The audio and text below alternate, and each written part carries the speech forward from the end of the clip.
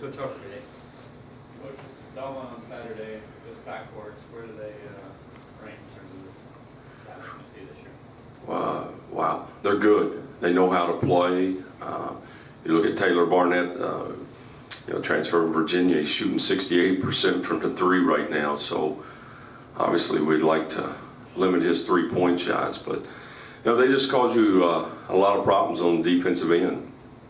Bradshaw is terrific. I mean, he's fundamentally sound. A kid that I loved coming out of high school. He plays extremely hard, and he's a really good athlete as well. And then you got their point guard Chamberlain, who runs the team, tough, will post a little bit out of the point guard position. So they create some unique challenges, some that you don't always see, but we'll have to be locked into scouting report, make sure we know what we're doing.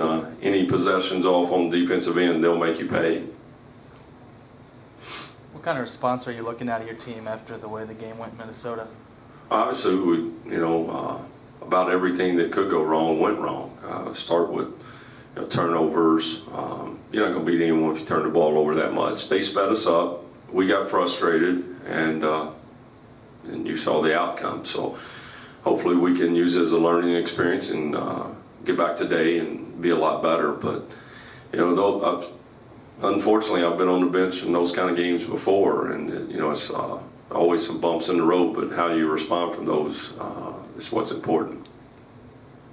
That kind of a game where you go back and watch the tape, or is it one of those things where you just don't even go back and watch it, you just say it is what it is, and you just kind of move on from it? Well, we watched it as a staff, and then today a lot of individual film sessions. And then when we go to practice today, I'm going to tell them that'll be the last time that we'll mention Minnesota. Move forward and hopefully be better Saturday evening. But we've got to do a better job on the defensive end. That's the bottom line. We're just way too many breakdowns on the defensive end. That's why teams are getting so many easy baskets. I think the offense will take care of itself. We got some guys that haven't scored like I think they will going forward. Some of that's on us. We got to do a better job of making sure they get the ball and where they're comfortable. And then, but the defensive end is going to be a focus for us for the next 48 hours. Is the focus on that defensive end more on the communication aspect or the effort? What's going wrong there? Just too many breakdowns. Again, I think when you look at it, and I had one of the players say, gosh, I had no idea we had this many breakdowns. And it led to every easy basket they had, whether it be, not fighting over a screen or guards playing under ball screens, or rotation too slow, just multiple things. And you can do it against teams that aren't as good as Minnesota and get away with it at times, but you do it against a team that's returns 4 starters. That's probably an NCAA tournament team. You can't get away with it. So should be a great learning experience for us. We've kind of got 2 teams. If you think about it, a lot of returning guys, but then we got a lot of new guys that this is a whole different ball game for them. They could get away with taking a play off in high school and maybe not get burnt, but this level you can't do it. Now you're talking a lot about defense and rebounding. Winning that in a lopsided loss, winning that rebounding battle, does that mean anything against Minnesota? Well, when you watch the tape, the one thing we did, we fought them on the glass. We blocked out hard. We competed on the glass. It was the mental breakdowns defensively, and then the turnovers. We had some great looks. I take a lot of those shots on a nightly basis. You leave Chris Harrison Docks wide open, which he was for probably 3 or 4 of those shots. He's going to knock most of those down, but on that night he didn't.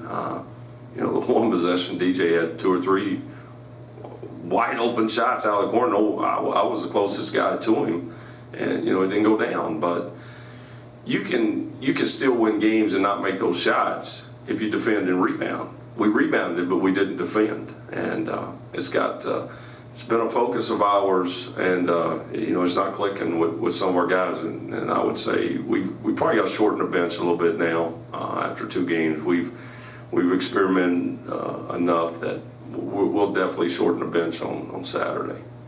So I need seeing more production from Alex and Ben. Do you really, I mean, you feel like you need to stay the course with those guys, or just a smaller lineup of Justin or somebody else having to come more production? You know, we haven't ruled anything out. The thing with Ben, you know, sometimes right after the game, like when you and I talked the other night, and you're looking at the stat sheet, and gosh, Ben's got to do this better, Ben's got to do, you know.